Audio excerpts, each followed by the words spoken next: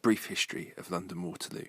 The London and South Western Railway opened the station on the 11th of July 1848 as Waterloo Bridge Station, when its main line was extended from Nine Elms. The station, designed by William Tite, was raised above marshy ground on a series of arches. The unfulfilled intention was for a through station with services to the City of London. In 1886 it officially became Waterloo Station, reflecting long-standing common usage. The London and South Western Railway's aim throughout much of the 19th century was to extend its main line eastwards beyond Waterloo into the City of London. Given this, it was reluctant to construct a dedicated grand terminus at Waterloo. However, traffic and passenger usage continued to grow, and the company expanded the station at regular intervals, with additions being made in 1854, 1860, 1869, 1875, 1878, and 1885. In each case, the long-term plan was that the expansion was temporary, and therefore these additions were simply added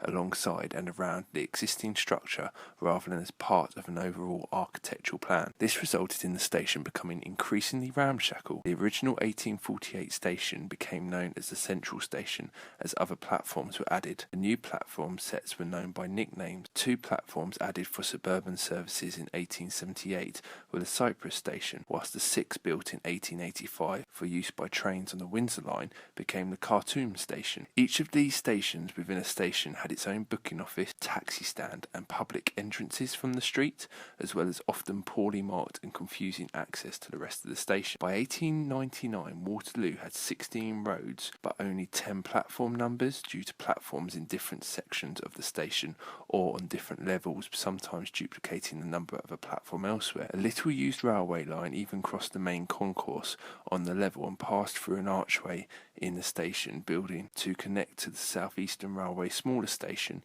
now Waterloo East, whose tracks lie almost perpendicular to those of Waterloo. Passengers were not surprisingly confused by the layout and by the 2 adjacent stations called Waterloo. By the late 1890s, the London and South Western Railway accepted that mainline access to the city was impossible.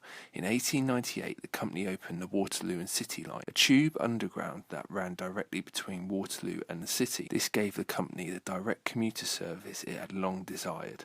With Waterloo now destined to remain a terminus station, and with the old station becoming a source of increasingly bad will and publicity amongst the travelling public, the London and South Western Railway decided on total rebuilding. Legal powers to carry out the work were granted in 1899, and extensive groundwork and slum clearance were carried out in 1904, when construction on the terminus began proper. The new station was opened in stages, first 5 new platforms opening in 1910. Construction continued sporadically throughout the First World War, and a new station finally opened in 1922 with 21 platforms and a concourse nearly 800 feet long. The new station included a stained glass window depicting the London and South Western Railways Company crest over the main road entrance, surrounded by a frieze listing the counties served by the railway.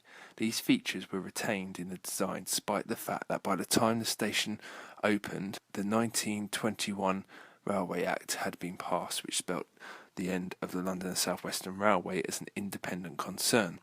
The main pedestrian entrance, the Victory Arch, is a memorial to company staff who were killed during the 2 World Wars. Damage to the station in World War II required considerable repair but entailed no significant changes of layout. A past curiosity of Waterloo was that a spur led to the adjoining dedicated London Necropolis railway station of the London Necropolis Company, from which funeral trains at one time daily ran to Brookwood Cemetery, bearing coffins at 2 and 6 each.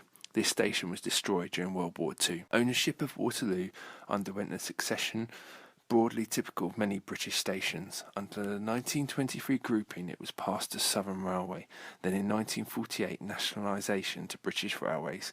Following the privatisation of British Rail, ownership and management passed to Railtrack in April 1994 and finally in 2002 to Network Rail.